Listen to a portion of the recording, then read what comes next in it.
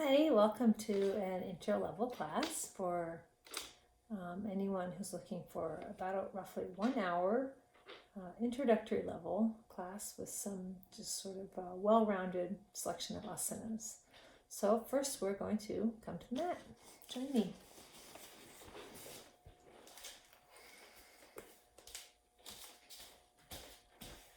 We have a special guest today. My cat Footy will be joining us. He's a master teacher. So to start, have something to sit on, a block maybe, or a folded towel, anything you can sit on comfortably.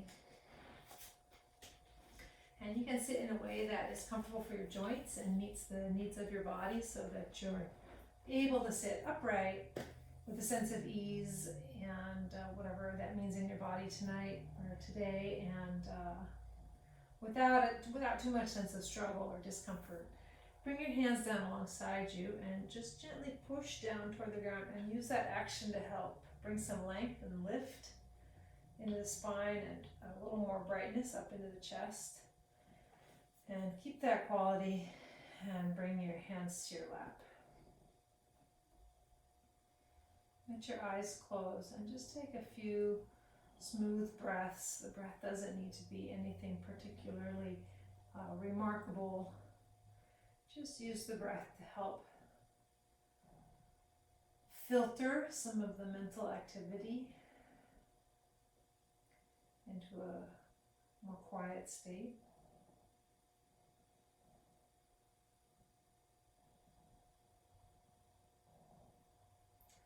And we'll start with the sound Om together at one time. And you can leave your hands as they are, or you can bring your hands together at the heart. Take a quiet, full breath in.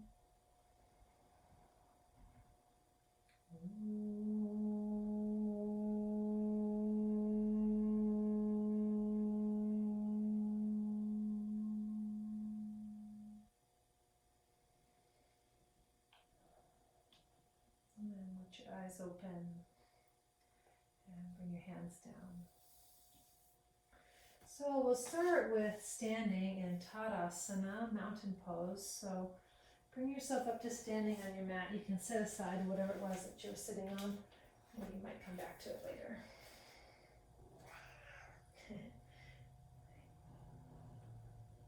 So come to standing and have your feet maybe hip width apart for now. Eventually, if it feels more comfortable, you might choose to have your feet right together, but for now we'll start with the feet a little bit wider apart. Arms long alongside you. Lift your chest and just gently move the shoulders back, shoulder blades a little bit back away from the chest. And then put a little bend in the knees so they feel soft and springy, and then firm the knees and squeeze the musculature around the knees so you feel like you're standing with a sense of action and activity. Take a few breaths here.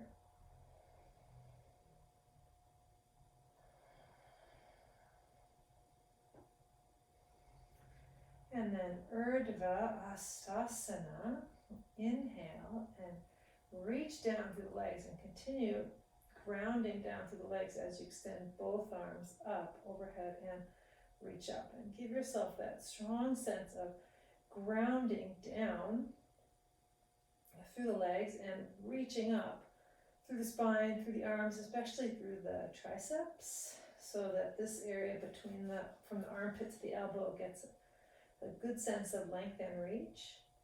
Big breath in and exhale. Try to keep that sense of lift up through the chest as you bring your hands down. And then we'll do some half Sun Salutations. And we'll do the first one slowly and in a more step-by-step sort of a way. And then once we get the hang of it, we'll go through it with a little bit more rhythm and fluidity. So I'll do them along with you. And the first one, like I said, we'll hold each step for a few breaths so that you can familiarize yourself with the sequence of movements. The main, there are many reasons to do these Sun Salutations. I learned these years ago from Eric Schiffman. And you get a lot of just sort of basic spinal movement. You connect with your own breath. And there's a sort of ritual to doing something that's repetitive like this, and that's a nice way often to start the class. It sort of soothes the mind to do something that's a little bit repetitive and predictable or familiar. So be in Tadasana. I'm going to turn lengthwise on your mat, but you're probably okay the way you are. Just need room with the wall.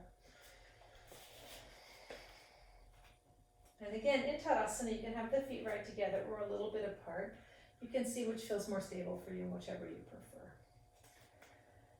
And then from standing, inhale and sweep your arms up and anchor down through the legs and reach up through the arms. And take a breath or two here in Urdhva Hastasana.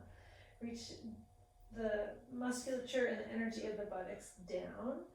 Lift the chest, lift the back ribs, lift the triceps. Give a good sense of reaching down and pulling up like a weed that is being weeded and does not want to be weeded. Feel a strong sense of anchoring down and that pull up, so you create a sense of traction. Big breath in and then exhale. Put a little bend in the knees, soften the knees and hinge forward in the hips and drape yourself down onto the legs. Uttanasana. Let the back of your neck lengthen so you're looking back towards your shins and not straight down at the floor. And the legs are active here, so they aren't passive. You're not just like hanging out like a limp noodle waiting for something interesting. Even with the legs bent, there's a sense of really pushing down still. And make yourself long through the waist, through the spine, through the neck. Reach the top of the head toward the floor. Urdhva Mukha Uttanasana. Bring your hands to your shins. Keep that little bend in the knees. And inhale and pull your chest forward and make your spine as long as you can, which is to say, try to eliminate any sense of rounding. Move your shoulders away from your neck and feel to yourself, my back is not rounded. Say that to yourself and see if it feels like a true statement. If you suspect that your back is rounded, you can bring your hands higher up, even above the knees. There's really no limit. Don't feel like shame or anything bad around it. Just see what you can do to get a sense of real length. Draw your belly in a little and get long. Long neck, long midsection. Big breath in. And again, Uttanasana. Exhale and extend down over your legs. Lengthen the back of the neck. Look back between the shins.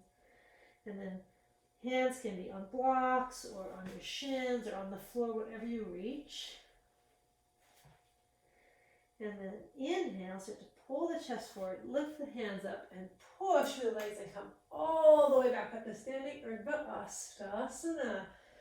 Reach up and reach down, get long, big breath in. And then exhale, bring your hands to your heart, shoulders down. Urdhva Namaskar. Inhale, stretch your arms up. Now we'll go through it more fluidly. Exhale, fold forward, a little bend in the knees is helpful. Inhale, stretch the chest forward, long spine, no rounding, shoulders back. And exhale, draw down and in again. Inhale all the way up to standing, strong legs, long midsection, long armpits. Exhale, hands at the heart, shoulders down. Inhale, stretch up. Exhale, dive forward, draw down and in. If it feels fine and good to straighten the legs, then of course do it. Inhale, chest forward, shoulders back.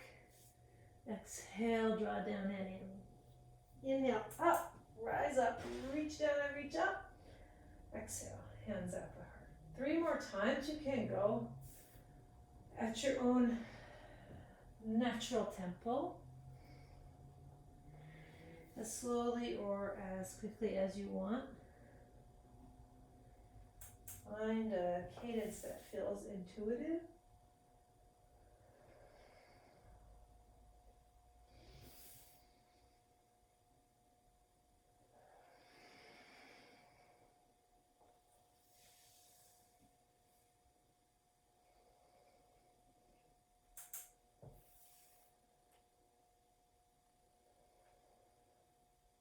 without any sense of rushing yourself whenever you've finished your third cycle. Then just be standing again in Tadasana, mountain pose, with your arms long at your sides. And feel the sense of stillness after the movement, and let the breath gradually relax into something quieter. Keep the chest up, head up. And just constantly nudging the shoulders just a tiny little bit. It's not an assertive action, just a slight nudging of the shoulders back so that they don't keep folding in and crowding the collarbone or crowding the heart. Good, and then release and turn lengthwise on your mat again. And then we'll do a couple standing poses. So we'll do from standing, big step, step the feet wide apart. And we'll start with Untitled Chapter. So turn the right foot out to the right and turn the left toes either so they're pointing straight ahead or a little bit in. Inhale your arms out wide, lift up through the chest, extend out through the arms so the arms have action and purpose. And then exhale and shift your hips, glide your hips to the left and reach out with your right arm and really stretch through that tricep. Stretch the right armpit so there is a sense of length comes into the right body, and then bring your right hand down to your right leg. Your left arm can stay alongside you, or you can extend the left arm up. See what feels good with your shoulder joints. Now engage the legs, push through the right hand into the leg and push the right leg into the hand, and turn your chest a little bit away from the floor. Lift your chest, shoulders back. If you want to be more cautious and gentle with your neck, you can look down. Also helps with balance. You can look straight ahead, the same direction your chest is facing. Or if it's available and it's not uncomfortable, you can start to look up a little bit. But the idea is not to burden the neck in any way. Stay long and engage through the midsection. Good, then strong legs. Inhale and push yourself up. Turn the right foot in. Left toes out. Both legs are straight. Give a good muscular grip around the knees. Inhale, chest up. Exhale, shift your hips to the right. Reach out through your left arm. Stretch the tricep. Stretch the armpit. Stretch the whole left underside of the trunk and bring your left hand down. Right arm either alongside you like Tadasana or straight up. Strong legs, strong left arm, and turn the chest a little bit away from the floor. So there is a sense of opening rather than a sense of sort of turning and anticipating a loss of balance or a sense of unease. Think of a sort of unfurling action and keep opening and opening, keep decluttering the chest.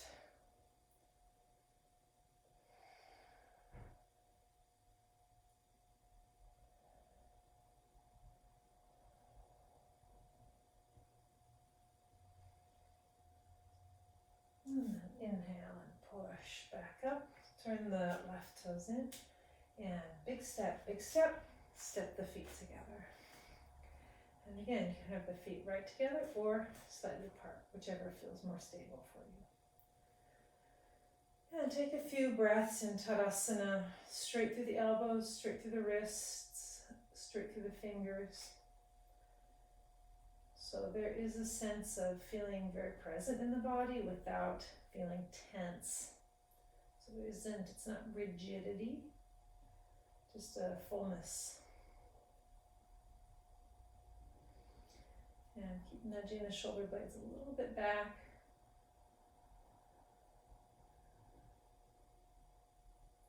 And then big step, try to lead with the other foot. So if you step with the right foot, then step with the left foot this time. Feet wide for Utthita Parshva Konasana. Turn your right foot out. Inhale, extend your arms out wide. And again, the arms and legs are vectors, so they should carry directional energy with them. Reach through the arms and reach through the legs, so they aren't just like passive bystanders who don't know which way to go to get to their destination. They're like rush hour commuters who know just where they're going in a hurry. Have some expeditious energy through the limbs. Big breath in, chest up. Exhale, bend the right knee. And then reach out with your right arm. Again, get length and stretch and clarity.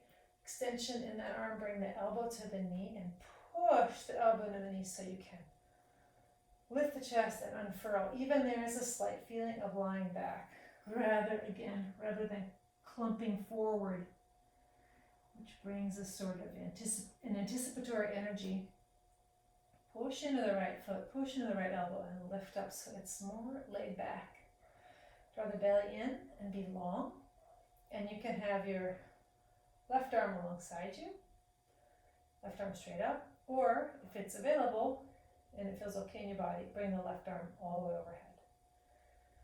And again, you can look down at the floor, which is generally quiet for the neck.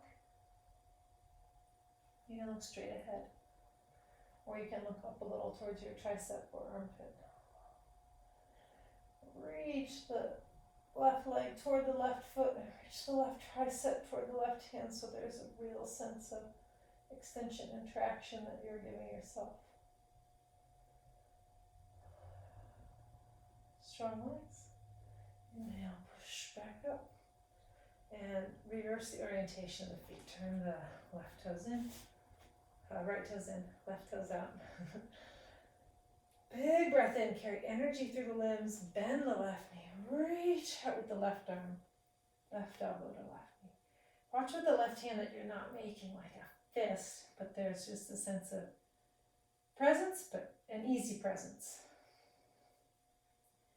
Push with the left foot, push with the left elbow, lift the chest and lean just slightly back. So this whole upper chest area, which gets condensed and crowded, especially when we are stressed or working hard, the shoulders move in and we start texting or typing or whatever it is. So give your chest the gift of space and push to the elbow and keep decluttering and decluttering. And you can have your right elbow alongside you, right arm alongside you, right arm straight up, or bring the right arm overhead. Push, keep pressing the left elbow into the knee, keep pressing through the left foot. Draw the belly in a little and be long through the midsection. This pose is about length. So give yourself some experience of length. The right tricep moves toward the right hand and the musculature and momentum of the right leg moves toward the right foot. Inhale and push yourself up. Turn the left toes in and big step again. Move with the left leg this time. Feet together or close together and be in Tadasana. Arms long at your sides. Nudge the shoulders back a little. Lift the chest up into that space. And find a way to experience attention and presence without a grip or a sense of force and rigidity.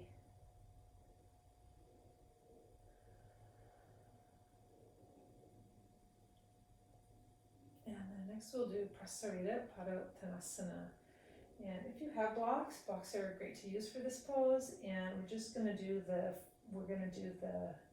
first expression of the pose. There are several variations of this pose, and we're going to do the first foundational expression of the pose. And you can use blocks, and if you don't have blocks at home, you can put your hands on your shins. So I'll show you both options.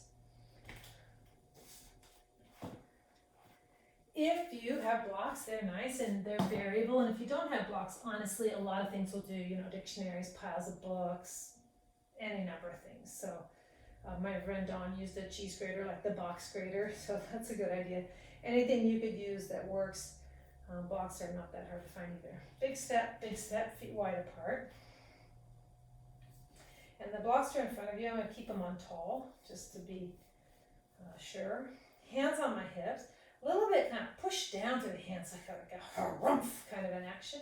And then to summon the energy up and belly up, back ribs up, chest up.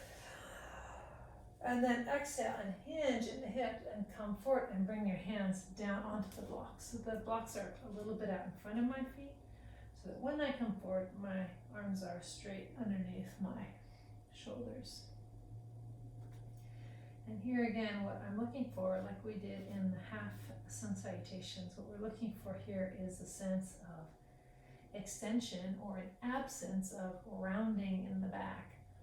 So if you feel like, I'm rounding my back, then you could raise your blocks up higher. If you don't have blocks, like I said, you can bring your hands to your shins or your knees, however high you need to be or however low you can be. But you want to be, as far as you know, pretty certain that your back is not rounding. So from the side, it looks something like this. It's not this per se. I'm not really trying to arch the back, just letting, there's active muscular containment in the midsection and a sense of that same sense of traction. Strong legs, shoulders away from the ears, and length through and along the spine.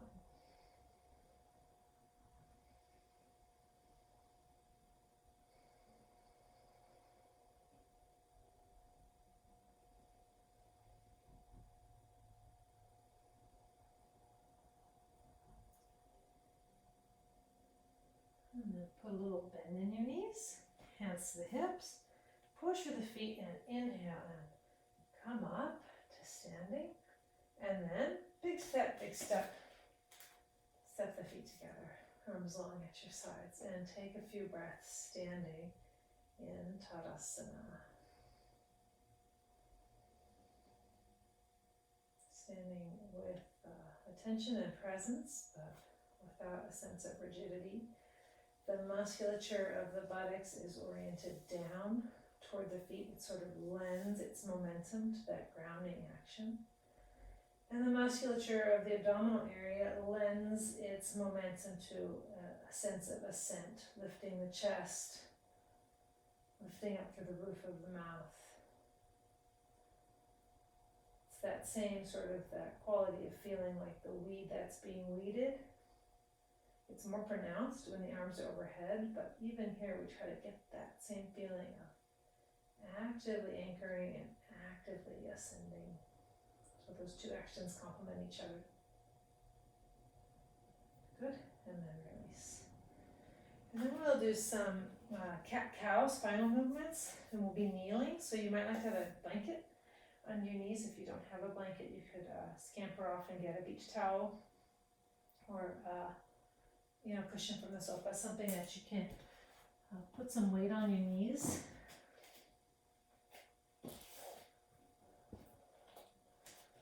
It's not like you only are allowed to use one blanket or you must use two blankets. You don't even have to use a blanket if you don't mind. I just feel like life's hard enough. I like to have a little blanket under my knees, but my mom likes to have two blankets under her knees, so do whatever feels good for your knees. That is not the point. The point is mainly to not be distracted by discomfort or lack of safety in your knees. So just watch first, and then we'll do it together, but we're going to do, this isn't the best shirt because it's a little bit baggy for demonstrating this, but we're going to do this basic spinal movement. It's a lot like what we did in the Ardha Surya Namaskar, the half Sun Salutations. You can have your toes pointed back or tucked under. I personally like to tuck under. This is sort of a crude example, but after my little dog Snoopy pees, he does this little thing where he flicks. I call it the macho flick. I sort of do that with my toes. I kind of imagine that I'm flicking, but I suspend the flick, but the energy is like I'm sort of scrubbing my toes back. And that energizes my legs, and it surges its power up into my trunk, and I like that. But if this is more comfortable for your toes, which may well be the case, or more comfortable for your ankles, then by all means, it's perfectly great. So the arms are straight and the arms are under the shoulders. If you're a real elbow bender, then be aware of that and work on, just be patient with yourself, but work on straightness, because a straight arm has a good trajectory of energy through it. like I said before, has a vector-like quality. So we'll do first inhaling. This is like at the stadiums where they do this. Now, of course, the stadiums are all empty, but there's a big stadium full of people, an arena full of people. They do the wave, and everyone stands up and goes, whoa, and then the people next to them stand up, whoa, and the energy moves around the arena. So we're gonna start the crowd at the tailbone and watch the wave go up toward the nape of the neck. So draw the belly in so it's engaged, but slowly start to lift the tailbone, and then pull my chest forward through and up, and look forward and look up. And then starting the wave again at the base of the spine, I'm going to move my tailbone away from my lumbar spine, draw the navel in, pull my sternum toward my navel, tuck my chin and look back toward my belly button, push with the arms, and then inhale, keep the belly strong, lift my tailbone up like a chow-chow, and then pull my chest forward and pull my heart forward and look up, and then again, tuck the tailbone, pull the navel in, pull the sternum toward the navel, tuck the chin, look back toward my navel, push with the arms. Inhale, start to lift the curly little pug tail, navel in, chest forward, shoulders down, chest forward, gaze up, and exhale, and off you go, exhaling as you contract in the front body and elongate the back. And inhaling as you contract in the back body and inhale and elongate in the front. And find your own rhythm. And track the mobility in your spine. It's not a situation where you're trying to feel particularly bad about what you feel or experience or however capable you feel, and you're not trying to feel like a big fancy show off who's really good at it either. It's just being with sensation without judgment. Use the breath and coordinate the breath with the spinal movement.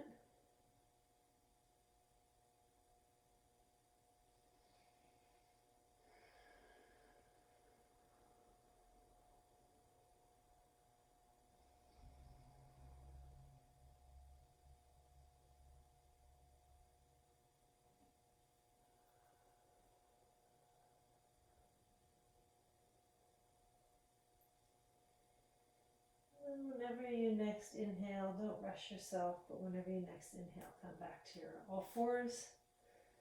Neutralize the spine so it's not in either far end of that movement, but just feels long and neutral. Shoulders away from the ears. And now walk your hands just a little bit more forward so they are not right under your shoulders, but slightly out in front. This time we're going to do Adho Mukha Svanasana, so do turn your toes under.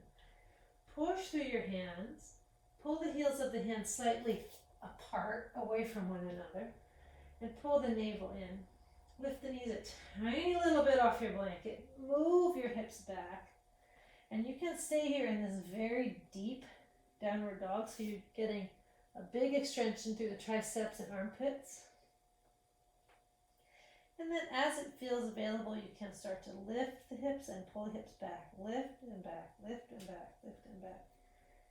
It's fine if the heels are up high. It's fine if the knees are very bent. The first order of business here is a sense of length and traction through the spine. Push through the hands. The head stays roughly between your biceps, between your upper arms, so you are sort of looking back toward your feet, not straight down at the floor. And then if it's available in your body, you can squeeze the knees towards straight. If doing that makes you round your back, then bend the knees again and go for more length. All in good time. Rome wasn't built in a day. Downward dog is not understood in a day. Good, and then release down, rest for a moment. And you can just come to your hands and knees or come to sitting on your heels, whatever's comfortable for you. And then we'll do it again in a sec. Downward dog.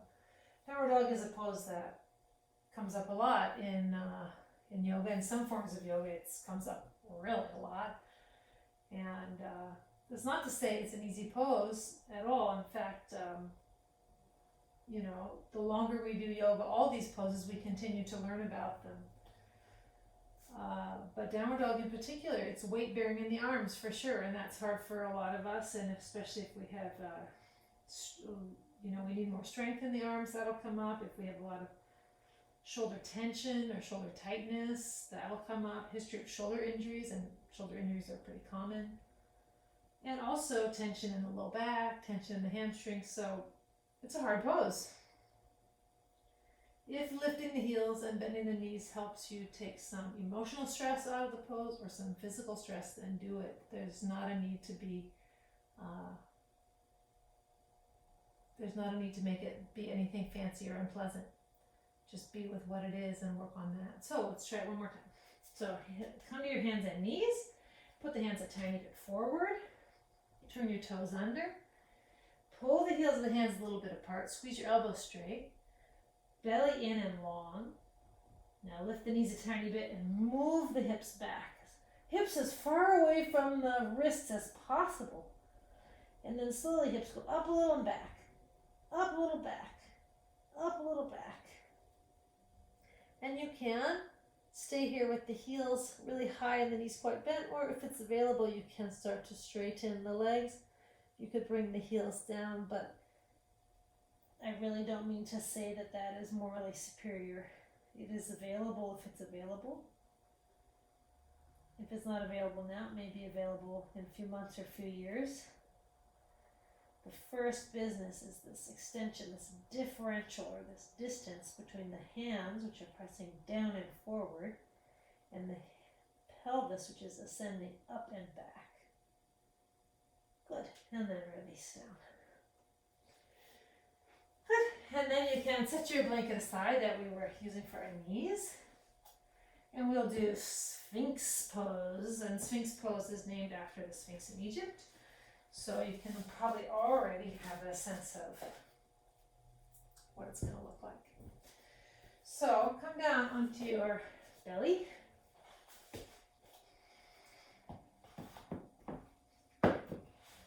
And be on your elbows. And this time, point your toes back.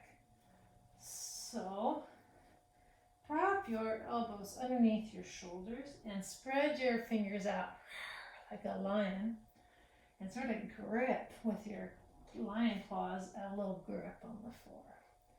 Now, at the top of the foot, this area here, top of the foot, is going to push into the floor and tone your knees off the floor. So the legs are straight and strong. And again, they have a vector-like quality, so you can feel energy moving through the legs. Push the feet down. Tailbone and buttocks moves away from the low back. Pull your elbows back towards your pubic bone and pull your pubic bone forward towards your elbows. Pull your chest forward, look forward. And then see if you can move your shoulders away from the clavicle and down the back. And think of the Sphinx without its nose. Chest up, gaze straight ahead. Have that kind of bossy royal bearing that a cat has when it sits like this. Let the whole chest, this area we have been decluttering in the chest, now is the time. Breathe into that. Really take up the space, the emotional space of the pose. Good. Release. Cross your forearms in front of you, rest your forehead. Let your toes turn in a little, let your heels widen apart away from one another, and just rest the breath and rest your back.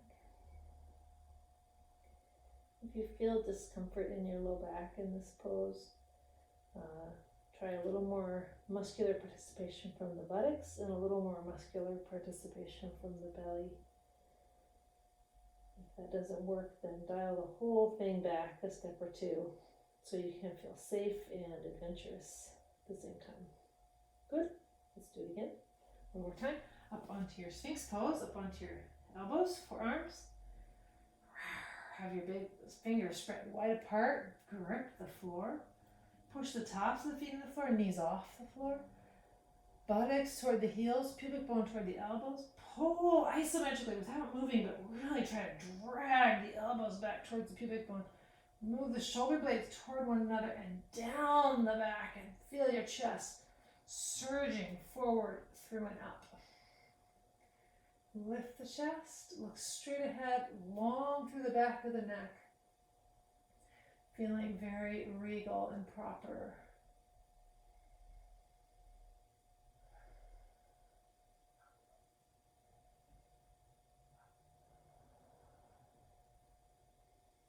Good, and then release. And again, cross your forearms in front. Forehead onto your forearms. Turn your toes in a little. Let your heels drop apart, away from one another. Rest. Let your breath rest.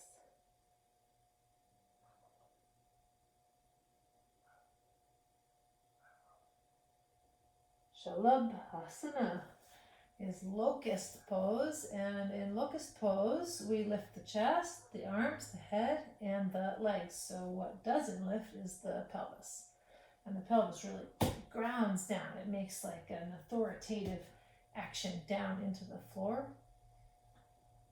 You have some options depending on what feels better for your shoulders. We'll do it the first time. We're going to do it twice, and the first time you can have your arms wider. And the second time, I will propose that you interlace your hands behind your back. But if that doesn't feel available, then don't do it. And you can do the first version twice. So we'll talk you through it. So bring your forehead to the floor and extend your arms back alongside your trunk. Then point your feet, and like we just did in Sphinx Pose, push the tops of the feet in the floor and tone your knees off the floor. Move your shoulders away from the floor, and then start to reach your hands off the floor and reach back towards your feet. Lift the head off the floor and reach the head forward. Big full breath in, and exhale. Reach the legs up and back, reach the chest up and forward, and pull the chest forward and up. Pull the arms back, pull the legs back. Imagine you've got little helpers, and they're pulling your ankles back, and they're pulling your wrists back, and use that to move the chest forward. As always, engaged in the belly and engaged in the buttocks will help the low back feel more protected, more capable. Big breath in, and then exhale and release down. Turn your head to one side.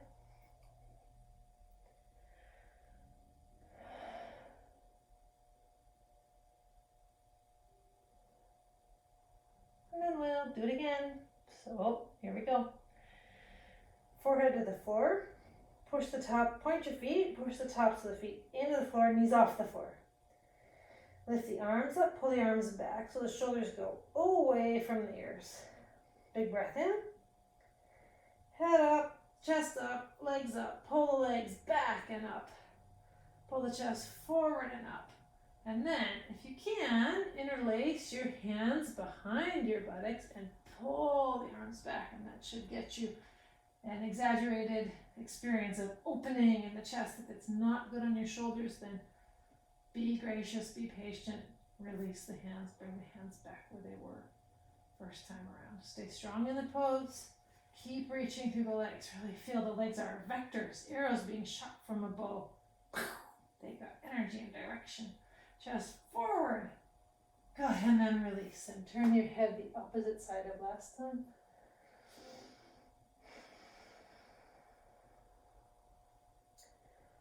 Shalabhasana is not a very flashy pose, and you don't see people showing off about how great they are at it, but it's good for us. It opens the chest. It counteracts a lot of sitting, a lot of computer work. So here we go. Hands underneath your shoulders and push yourself up. So next we'll do Setu Bandhasana, which is another sort of a back bend, and we can do it with support and also without support. So we're going to do it twice. If you have a block, get it? If you don't have a block, you could use a binder, a box, a stack of books, probably even like a little soccer ball. That could be fun. You know, honestly, our houses are just like full of props waiting to be discovered. So find something that you could work to put a little support under your hips. Setu Bandhasana is part of the shoulder stand sequence, so there is some weight on the back of the shoulders and there is a big opening in the front body.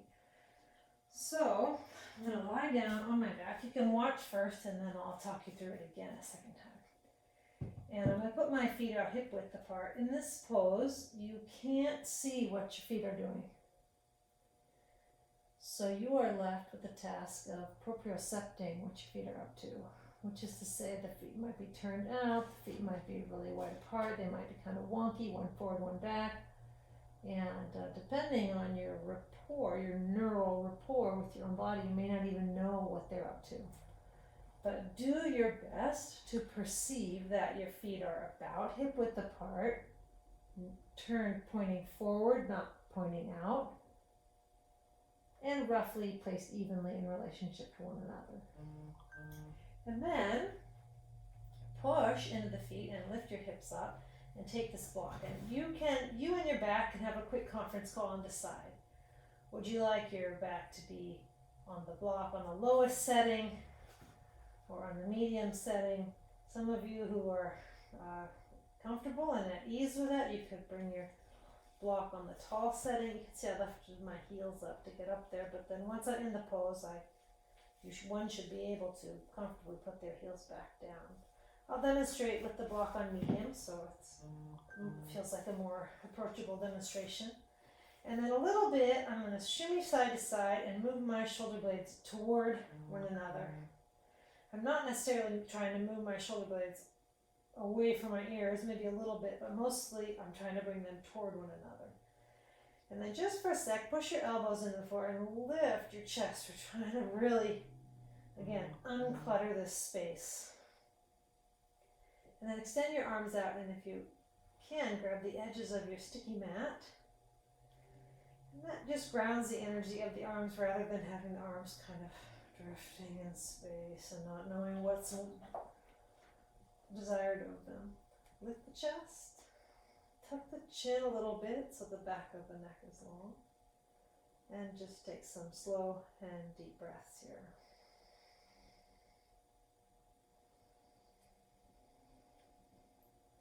In particular, bring your breath into the chest.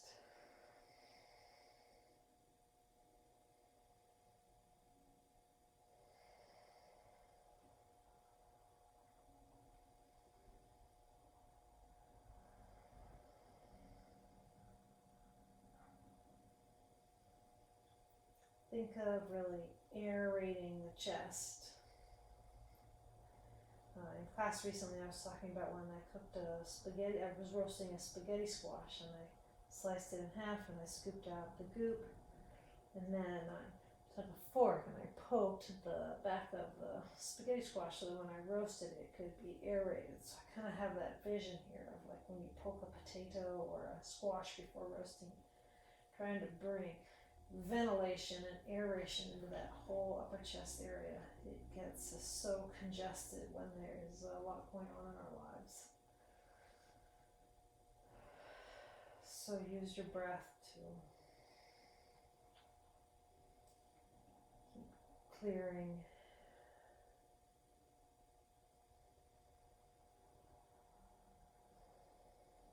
And then we're going to lift the hips, so push the feet down, lift the hips up a little. Take one hand and remove the block or whatever it is that you had underneath you. Bring your shoulder blades a little bit apart. Set your upper back down, your mid back down, your low back down, and then your pelvis down. And rest here for a moment.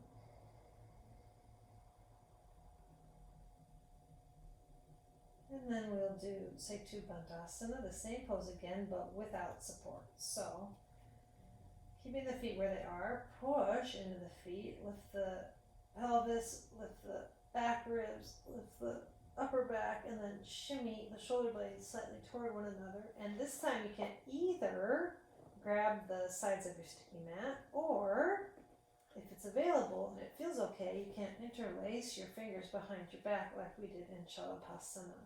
Here again, the arms are vectors and the energy is dominantly toward the hands. So stretch toward the hands, try to straighten the arms. Lift your pelvis up, lift your pelvis up, lift your pelvis up, lift your pelvis up, lift your pelvis up.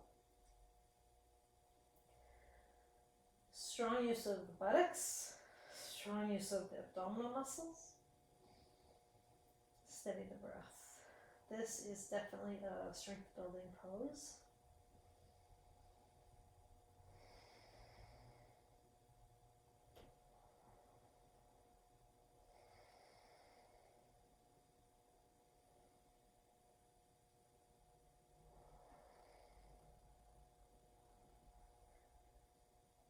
Stay connected to the breath and keep energizing and aerating the whole upper chest area.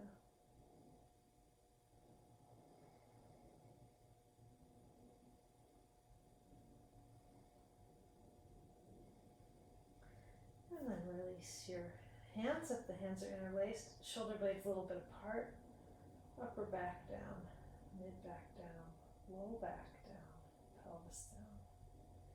Supta Baddha Konasana. Bring your soles of your feet together and let the knees open apart. And if this is comfortable for you, then you're good to go. If it's not comfortable, take a couple blocks or blankets or whatever you have within reach and set them under the knees.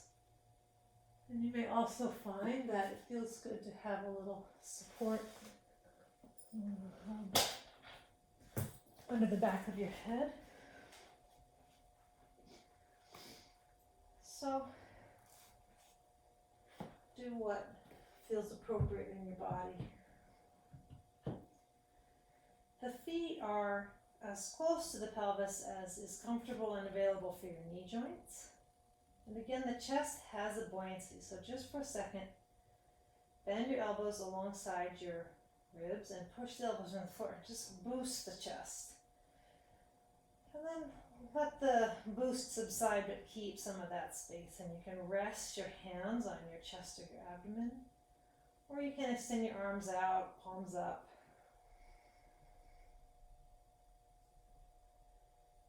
The jaw relax, let your eyes close. Gently press your shoulders toward the floor.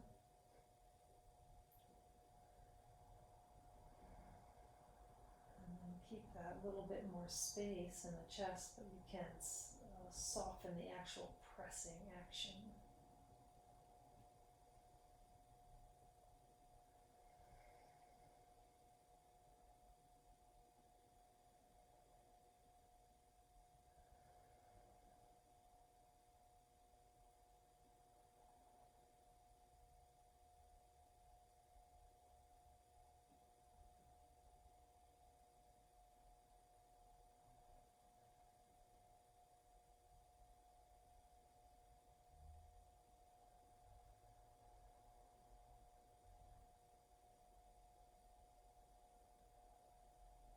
And then gently bring the knees back up.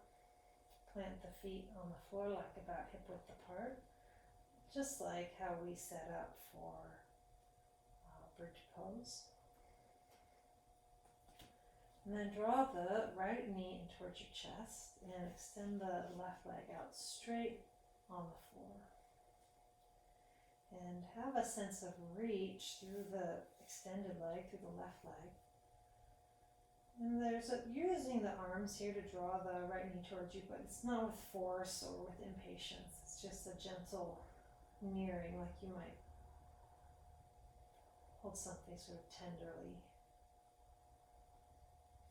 And make a point to keep this whole upper chest clear and uncrowded. Keep the shoulders back, maybe even elbows a little wider. There is a continual sense of clearance. Good, and then bring the right foot to the floor, bend the left knee, bring the left knee in, and extend the right leg out. There's this hike that I go on when I go to Tuolumne Meadows with my family. We go almost every summer. And there's one of our favorite hikes that we always take when we're there. And you're going along the river and it's sort of dense with foliage and trees, and then all of a sudden you kind of come through all this dense foliage, and there's this one of the many meadows of Tuolumne Meadows. You come across this huge, vast clearing, and it's so beautiful, and there's just such a sense of like, after being in the very close quarters of the woods, you have this sense of a long vista and a big view and this sense of opening. So that's the kind of feeling that we want to create in this whole upper chest area, is a sense of a sudden clearing or a renewed sense of view and vista.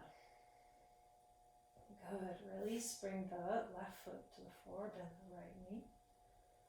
And then reclining twist, bring the right knee in, extend the left leg out like we did before. And then this time, hold the right knee with your left hand and bring the left arm out. If you have space, I'm right up against my wall, but if you have space, reach the left arm out straight. That'll be better. Reach through your right leg. Big breath in up into your chest, and then exhale and draw the right knee over across you to the left, and you're just following the sensations in your body that feel good and nourishing. Try to keep the left shoulder down and toward the floor so you aren't uprooted. And I notice a lot of times that when this pose is done, the bottom leg, the left leg in this case, kind of loses purpose and becomes like a real overcooked noodle. But we want it to be like quite al dente. Really reach through that straight leg, so it's carrying congestion away from the low back, away from the spine. It still has energy in it. Good. Come back to the center. Bring the right foot to the floor, bend the left foot. And then press in the feet, lift hips a little, and just neutralize the placement of the pelvis. Usually it gets a bit akimbo when we twist in one way. Draw the left knee in, extend the right leg out straight. Hold the left knee with the right hand and extend the left arm out wide if you have room. Big breath in, and then exhale and draw the left knee over and across to the right. And again, only going so far in the twist as you can with the left shoulder down, so you aren't feeling unmoored or uprooted by the twist. The twist is grounded in a sense of connection. Keep your breath steady.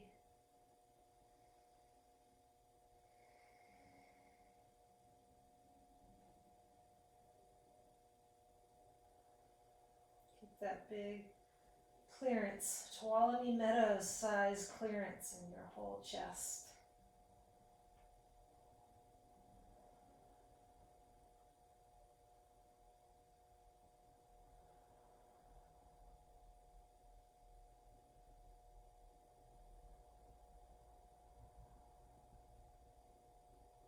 Reach through the bottom leg, through the right leg, so it continues to be an active part of the pose, not forgotten or overlooked.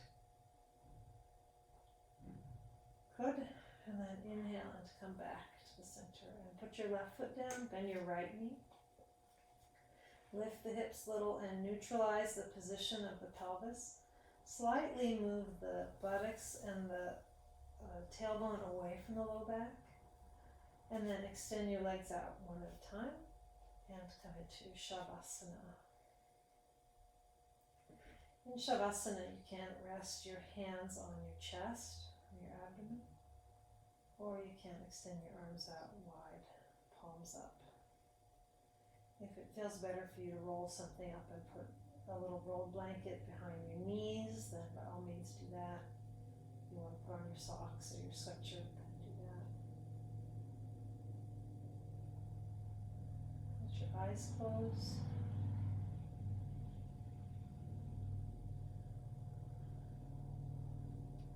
Start with a few full breaths and then gradually gradually let the breath subside into something very organic and unorchestrated.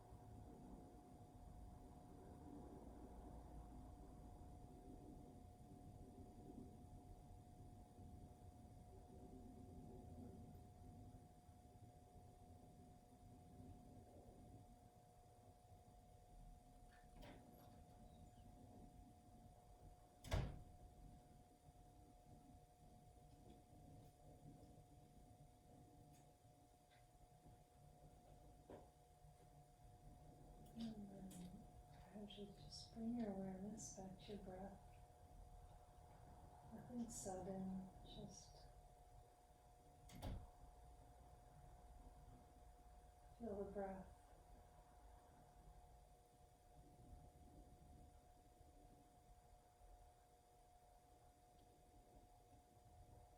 Gradually tiptoe your way back towards a slightly more robust breath.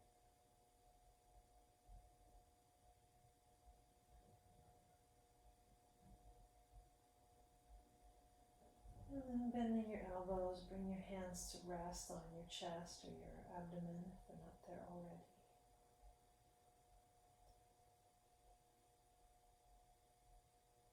And bend your knees one at a time. And roll to your side. Take a breath on your side.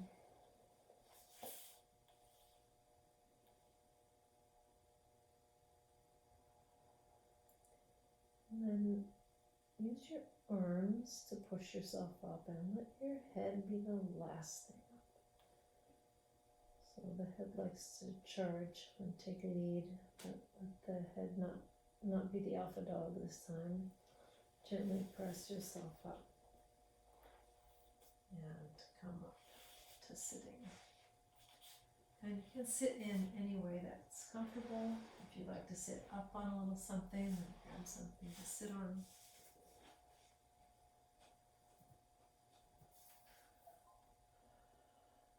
tall, and again, just slightly nudge the shoulders back so the upper chest area is feeling clear and unobstructed.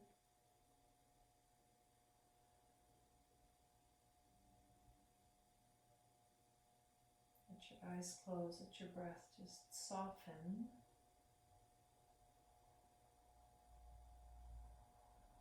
And we'll end with one round of Om.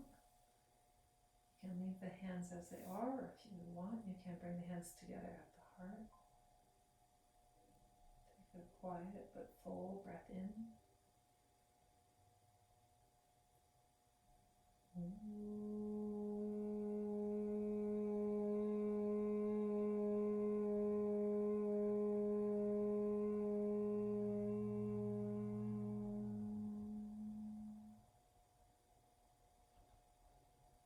Om Shanti.